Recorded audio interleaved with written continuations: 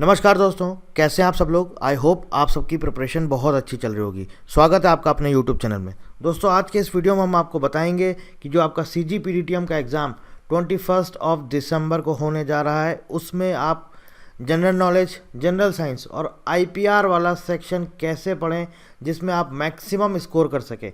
अब देखिए यहाँ पर लिखा हुआ है टारगेट 75/75, मतलब कि ये हमें टारगेट लेके चलना। इसका मतलब ये नहीं कि आप 75 स्कोर कर लेंगे, ये हमें टारगेट लेके चलना। जब आप इतना टारगेट लेके चलेंगे तब आप कहीं इस रेंज में पहुंच पाएंगे, और जब आप टारगेट ही छोटा लेके चलेंगे 60 नंबर 65 नंबर्स, तो फिर आपके लिए और मुश्किल होगा। तो इस वीडियो में हम आपको बताएंगे जनरल नॉलेज कहाँ से पढ़ना है, जनरल साइंस कैसे पढ़ना है, कहाँ से पढ़ना है, IPR में क्या पढ़ना है, कैसे पढ़ना है और कहाँ से पढ़ना है, और IPR की क्लास हम आपके लिए कब से स्टार्ट कर रहे हैं। ठीक है, तो चलिए सबसे पहले तो इसका थोड़ा सा एग्जामिनेशन पैटर्न देख लेते हैं। देखिए दोस्तों, ये आपके सामने इसका CGPDTM का प्रीलिम्स का एग्जामिनेशन पैटर्न है। यहाँ पर अगर आप ध्यान से देखेंगे तो देखिए, एक आपका रीजनिंग एप्टीट्यूड हो गया, एक जनरल साइंस हो गया, एक करंट अफेयर्स हो गया और एक IPR सेक्शन हो गया। ये 4 सेक्शन ऐसे हैं जो सबसे ज़्यादा स्कोरिंग है। न्यूमेरिकल एबिलिटी में मैं मान सकता हूँ कि हाँ, अगर आपका थोड़ा सा लेंदी क्वेश्चन आ गया या फिर रीजनिंग एप्टीट्यूड में भी आपका थोड़ा सा लेंदी क्वेश्चन आ गया, मान लीजिए पजल के क्वेश्चन आ गए, आपको थोड़ा सा टाइम लग गया, तो हो सकता है कि आप उतना स्कोर ना कर पाएँ। लेकिन फिर भी रीजनिंग सेक्शन ऐसा होता है कि आप यहाँ पर मैक्सिमम बच्चे सबसे ज़्यादा स्कोर करते हैं रीजनिंग एप्टीट्यूड में। तो रीजनिंग एप्टीट्यूड में क्या है कि आपके लिए ये सबसे ज़्यादा स्कोरिंग सेक्शन है, रीजनिंग एप्टीट्यूड। जनरल साइंस में देखिए, थोड़ा सा मैं मान सकता हूँ कि हाँ टिपिकल हो सकता है, सिलेबस बहुत वास्ट है। इसमें आपको क्या करना है, इसमें आपको NCERT का क्लास 9th का जनरल साइंस का बुक आता है, वो आपको पढ़ना है। NCERT class 9th science book, ठीक है। अगर आपके पास टाइम है तो ये आप पढ़ सकते हैं, अदरवाइज आप लूसेंट का जनरल साइंस का बुक ले सकते हैं। लूसेंट का जनरल साइंस का बुक लेकर के उसको पढ़ सकते हैं। और ये भी एक स्कोरिंग सेक्शन है, क्योंकि अगर आपको क्वेश्चन का आंसर पता है तो आप सीधे आंसर टिक कर सकते हैं। कुछ ऐसा टाइम कंज्यूमिंग नहीं है कि न्यूमेरिकल एबिलिटी की तरह आप सॉल्व कर रहे हैं। सेम ऐसा ही GK और करंट अफेयर्स वाला सेक्शन है। इसमें भी क्या है, अगर आपको आंसर पता है, आप फटाक से सेकेंड में आप क्वेश्चन का आंसर कर सकते हैं। और IP वाला सेक्शन, ये एक बहुत ही इंटरेस्टिंग, बहुत मज़ेदार और बहुत अच्छा और बहुत स्कोरिंग सेक्शन है। यहाँ पर यकीन मानिए, ठीक से आपने अगर पढ़ लिया, मैं आपको सच बता रहा हूँ, आप इस सब्जेक्ट में, इस सेक्शन में 13 से 15 स्कोर कर सकते हैं आउट ऑफ 15। जी हाँ, ये हवाई बातें नहीं कर रहा हूँ मैं, इसमें आप इतना स्कोर कर सकते हो। जो हमारे एनरोल्ड स्टूडेंट्स हैं उनको पता है, जो उनको कंटेंट दिया गया है, जो उन्होंने पढ़ा है, उन्हें पता है कि एक एक चीज़ पूरा इन डेप्थ डिटेल में पढ़ाया गया है।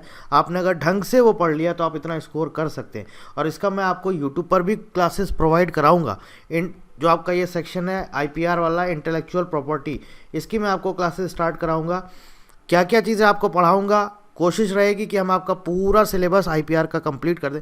कोशिश रहेगी, कंफर्म नहीं बोल रहा हूँ, कोशिश रहेगी। जितना मैक्सिमम आपको करवा पाऊंगा उतना मैं आपको करवा दूंगा IPR सेक्शन, ठीक है। अब देखिए, अभी आपको कैसे पढ़ना है, कहाँ से पढ़ना है, पूरा इसको डिटेल में समझते हैं। अभी तो हमने आपको बताया ये सारे आपको स्कोरिंग सेक्शन है, और लास्ट 10 डेज़ में क्या स्ट्रेटजी होनी चाहिए उसके लिए आपको डिस्क्रिप्शन में वीडियो मिल जाएगा, या फिर ऊपर आप आई बटन पर क्लिक करके उस वीडियो को देख सकते हैं। वो स्ट्रेटजी आप फॉलो कर लीजिएगा। अभी हम आपको ये बता रहे हैं कि आपको ये general science, general knowledge, current affairs और IPR सेक्शन कहाँ से पढ़ना है और इसमें क्या क्या चीज़ें पढ़नी है। सबसे पहले हम बात करेंगे जनरल साइंस की, ठीक है दोस्तों। जनरल साइंस में आपको क्या पढ़ना है, जनरल साइंस में अगर हम बात करें साइंस की बात, तो क्या क्या इसमें आ जाते हैं हमारे subject, physics, chemistry and bio, ठीक है। Physics, chemistry and bio. आपको सिंपल क्या फॉलो करना है, NCERT, एकदम स्टिक रहिए इस पर।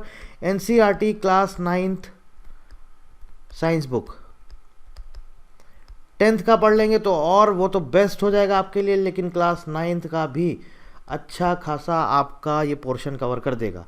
क्लास 9th साइंस बुक, एकदम स्टिक रहिए इस पर। पूरा क्वेश्चन पेपर आपको यहीं से मिलेगा, क्वेश्चन पेपर आपको यहीं से मिलेगा। NCERT, जो आपने अगर देखा होगा SSC वगैरह में, जो आपका साइंस का जो क्वेश्चन पूछे जाते हैं जनरल साइंस के, तो वो जो आपका साइंस का जो सिलेबस रहता है वो पूरा का पूरा बेस रहता है NCERT।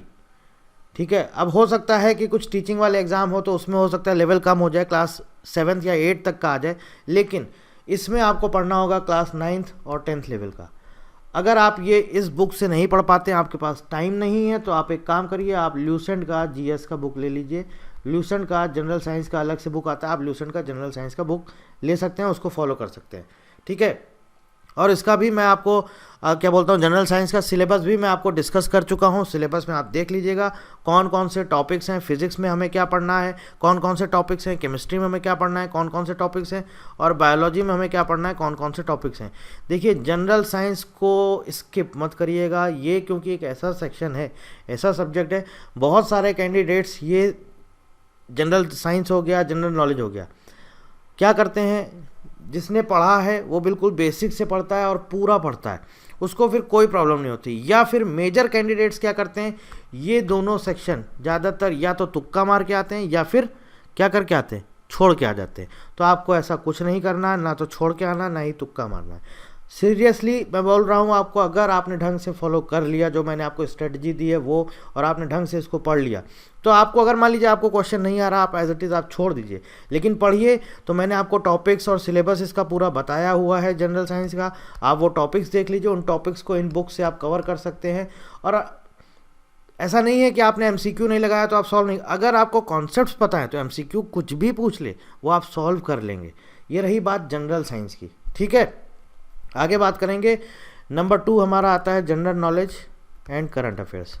अब देखिए, यहाँ पर जो मेजर क्वेरी है कैंडिडेट्स की, या जो भी स्टूडेंट ने सवाल हमसे पूछे वो ये पूछे, ये बताइए इसमें जनरल नॉलेज आएगा कि करंट अफेयर्स आएगा। इसको लेकर के हमेशा से कन्फ्यूज़न रहा है। पहले के पेपर की बात करें, CGPTM का जो एग्ज़ाम हुआ है उसमें मोस्टली क्वेश्चंस, मोस्टली मतलब आप मान के चलिए कि 18 से 20 क्वेश्चन तक आपका करंट अफेयर्स आता है। ज़्यादातर क्वेश्चन 18 से 20, 15 से 20 मान लीजिए आप, 15 से 18 क्वेश्चन मान लीजिए, एटलीस्ट मोटा मोटा आप मान के चलिए 15 से 18 क्वेश्चन आपका करंट अफेयर्स का आता है, या इससे ज़्यादा भी आ जाता है, ठीक है। तो अगर आपको लग रहा है कि चलो हम सिर्फ करंट अफेयर्स पढ़ के चले जा रहे हैं, हमारा 20 नंबर कवर हो जाएगा, तो हम जनरल नॉलेज छोड़ सकते हैं, तो ये आपकी सबसे बड़ी गलती होगी कि आप जनरल नॉलेज छोड़ के जाएंगे। आपको ये नहीं करना है, इसका मैंने आपको सॉल्यूशन दे दिया। जनरल नॉलेज के लिए आपको क्या करना है, जनरल नॉलेज आपको अब नहीं पढ़ना है, क्योंकि अब आपके पास इतना टाइम नहीं, क्योंकि आपको जीएस भी पढ़ना है और जीके भी पढ़ना है। अगर आप ये पढ़ने बैठ जाएंगे तो आपका 1 महीना चला गया और आपका एग्ज़ाम निकल गया, तो इतना हमारे पास टाइम नहीं है। आप जीएस पढ़िए, जैसे मैंने आपको बताया, या ल्यूसेंट ले लीजिए या एनसीईआरटी। जनरल नॉलेज के लिए आपको पढ़ना नहीं है। जनरल नॉलेज के लिए हमने आपको पूरा टॉपिक वाइज क्विज़, आपको हमारी वेबसाइट विजिट करनी है www.prashantchaturvedi.com। आप वेबसाइट विजिट करेंगे, मेन्यू में जाइएगा, ऊपर लिखा हुआ है क्विज़। उस क्विज़ पर आप जब क्लिक करेंगे, लिंक मैंने आपको डिस्क्रिप्शन में दे दिया है, आप जा करके वहाँ से भी डायरेक्ट उस क्विज़ को अटेम्प्ट कर सकते हैं। तो यहाँ पर आपको देखिएगा, आप राइट साइड में आपको सब्जेक्ट्स दिखेंगे, IPR लिखा होगा, हिस्ट्री लिखा होगा, पॉलिटी लिखा होगा, ज्योग्राफी लिखा होगा। तो ये IPR वाला क्विज़ अभी वहाँ पर अपलोड नहीं किया गया है, ये पूरा का पूरा क्विज़ अपलोड कर दिया गया है। और इसमें आपको मान के चलिए ऑलमोस्ट 750 से 800 के आसपास क्वेश्चंस हैं। टॉपिक वाइज क्वेश्चंस हैं 750 से 800 क्वेश्चंस, ये आपको टॉपिक वाइज दिए गए हैं। हिस्ट्री के क्वेश्चन हैं, पॉलिटी के हैं, ज्योग्राफी के, टोटल 39 क्विज़ हैं टॉपिक वाइज, ठीक है। 39 अलग अलग टॉपिक्स हैं, उनका क्विज़ है, और एक क्विज़ में 15-15, 20-20 क्वेश्चन है। ओवरऑल टोटल 800 के आसपास क्वेश्चंस है। तो अब आप जीके पढ़िए मत, किसी भी बुक को फॉलो करने की अब ज़रूरत नहीं, आपको सिर्फ ये जीके की क्विज़ लगा के जानी है। ज़रूर लगा के जाइएगा। अगर आपको मान लीजिए जीके में 10 क्वेश्चन आ गए तो वो 10 क्वेश्चन आपको यहाँ से मिल जाएंगे। और जब आप ये क्विज़ लगा लेंगे ना, ये क्विज़ इस तरह से बनाई गई है कि पूरा उसमें आपका सब्जेक्ट कवर है। जैसे मान लीजिए हिस्ट्री की शुरुआत होती है ना, तो जहाँ से शुरुआत होती है, मान लीजिए रिवोल्ट ऑफ 1857 है, या मान लीजिए नेशनल मूवमेंट है, ठीक है। इसकी जहाँ से शुरुआत होती है, पहला कब इसकी शुरुआत हुई, कौन सा मूवमेंट कब शुरू हुआ, सती प्रथा कब बंद हुई, जितने भी इस तरह के जो भी मूवमेंट्स हैं जब से शुरू हुए और आखिरी मूवमेंट जब ख़त्म हुआ, तो एक क्रोनोलॉजिकल आपको सीक्वेंस में आपको ये क्विज़ दिया गया है ना। मतलब जो क्वेश्चन आंसर हमने आपको 1 से लेकर 20 तक आपको क्वेश्चन दिए, वो एक क्रोनोलॉजिकल फॉर्म में है। तो पहला जहाँ से शुरुआत हुआ नेशनल मूवमेंट, आखिरी जहाँ तक ख़त्म हुआ। तो अगर आप देखेंगे सीरियसली तो आपका उस क्विज़ में पूरा चैप्टर ही कंप्लीट हो जाएगा। तो इसलिए इन क्विज़ को ज़रूर लगा के जाइएगा, बहुत हेल्प मिलेगी आपको। करंट अफेयर्स की अब हम बात करते हैं। जनरल नॉलेज की बात हो गई, पढ़ना है नहीं, इतना टाइम नहीं है, क्योंकि हमें जीएस पढ़ना है। जीएस पढ़ के जाइएगा, कि जीएस मोस्टली कैंडिडेट्स छोड़ते हैं, तो इसलिए आप जीएस पढ़ के जाइएगा। जीएस में ज़्यादा से ज़्यादा आप स्कोर कर सकते हैं, ठीक है। और यहाँ पर अब आपको क्या करना है, अब आ गई बात करंट अफेयर्स की। करंट अफेयर्स का हमने आपको पीडीएफ दे दिया है। अब करंट अफेयर्स पढ़ना कितना है, देखिए ये बहुत इंपॉर्टेंट है।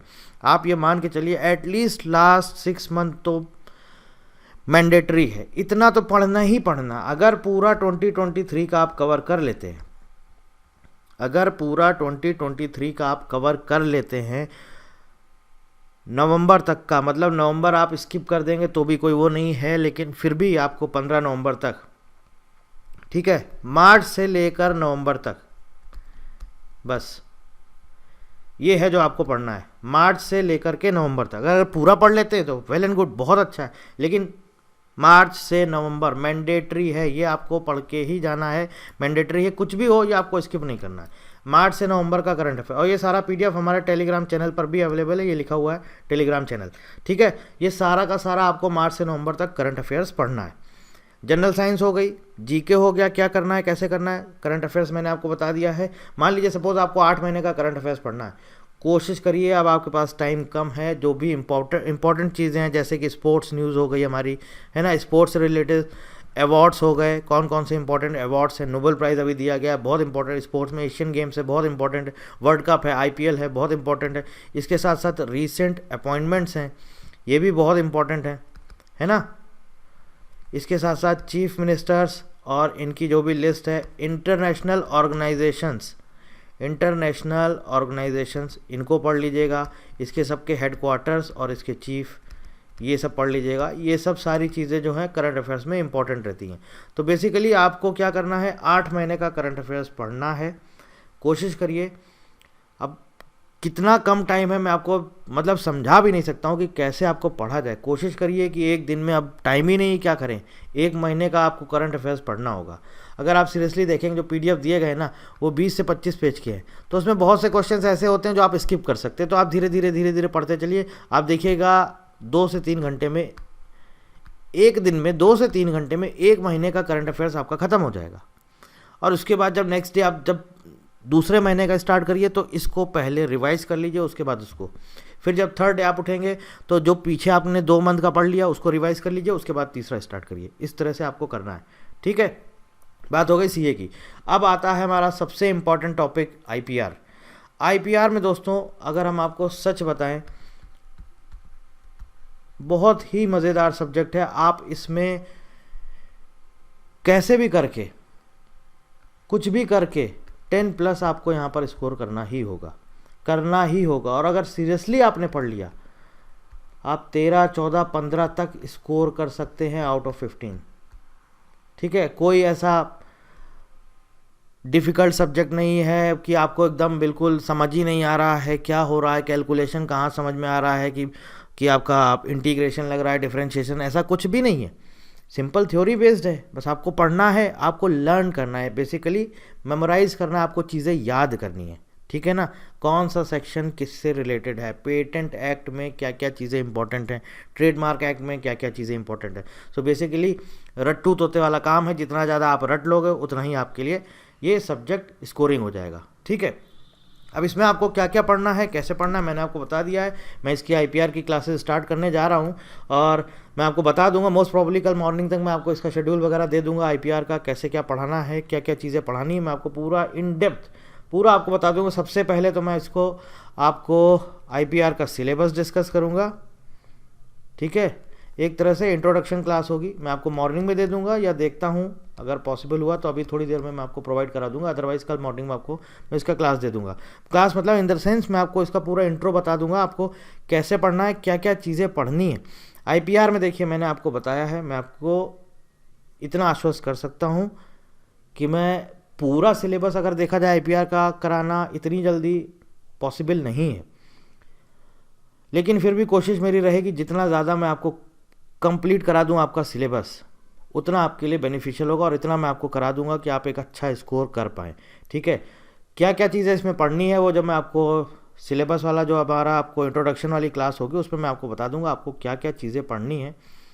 पढ़ना कहाँ से है, अगर आपने हमारा कोर्स लिया हुआ है, कैंडिडेट्स जो भी हमारे एनरोल्ड हैं तो उनके पास पूरा कंटेंट है, उन्हें पता है कहाँ से पढ़ना है, क्या पढ़ना है, उनको पूरा एक एक चीज़ दे दी गई है।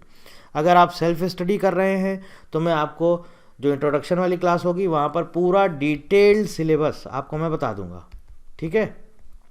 IPR का डिटेल्ड सिलेबस मैं आपको बता दूंगा और वहाँ पर आपको टॉपिक्स भी बता दूंगा, एक एक चीज़ें। आपको क्या करना है, आप जाइए सिंपल गूगल पे सर्च करिए या फिर IP इंडिया की वेबसाइट पर जाइए या फिर आप यूट्यूब पर सर्च करिए, टॉपिक का नाम डालिए, आपको कहीं ना कहीं उसके वीडियोज़ लेक्चर्स मिल जाएंगे, आप उनको देख लीजिए। या फिर आपके पास कोई बुक है, कोई PDF है, तो आप वहाँ से वो सारे के सारे बेसिकली IPR की जितनी टाइप्स ऑफ कैटेगरीज हैं बस आपको वो पढ़ना है, ठीक है। Types of categories total 10 type की कैटेगरीज हैं, आपको सिर्फ ये पढ़ना है, ठीक है। और जो लेटेस्ट न्यूज़ होती, लेटेस्ट कुछ भी अपडेट आता है वो मैं आपको टेलीग्राम चैनल पे देता रहता हूँ IPR से रिलेटेड, तो आप ये चैनल ज्वाइन कर लीजिएगा, आपको यहाँ पर इससे रिलेटेड सारा कंटेंट मिलता रहेगा, सारा अपडेट मिलता रहेगा। तो जो मैं आपको इंट्रोडक्शन वाली क्लास दूंगा वहाँ पर मैं आपको पूरा डिटेल में बता दूंगा IPR क्या क्या पढ़ना है और कैसे पढ़ना है, ये तो मैंने आपको बता ही दिया। मैं आपको क्लास लेने जा रहा हूँ IPR की, कुछ कुछ चीज़ें, मतलब कोशिश मेरी ये रहेगी कि मैं आपको 100% सिलेबस कंप्लीट कराऊँ। नहीं हो पाता है तो उसके लिए आप ये मत बोलिएगा कि आपने बोला था आपने कराया नहीं। मैं ये बोल रहा हूँ कि मेरी कोशिश रहेगी मैं आपको पूरा करा के दूँ। नहीं हो पाता है तो बात अलग है, बाकी कोशिश मेरी पूरी रहेगी, ठीक है। और ये जब मैं आपका इंट्रोडक्शन वाली क्लास होगी उसमें मैं आपको बता दूंगा पूरा क्या क्या आपको पढ़ना है, कैसे कैसे चीज़ें आपको पढ़नी है, ठीक है। बाकी कोई जानकारी चाहते हैं, कुछ पूछना चाहते हैं, कमेंट कर लीजिए, आप मुझे कमेंट करके पूछ सकते हैं या फिर आप हमें व्हाट्सएप कर सकते हैं, व्हाट्सएप पे मैं आपको रिप्लाई कर दूंगा। So thank you very much and thank you for watching.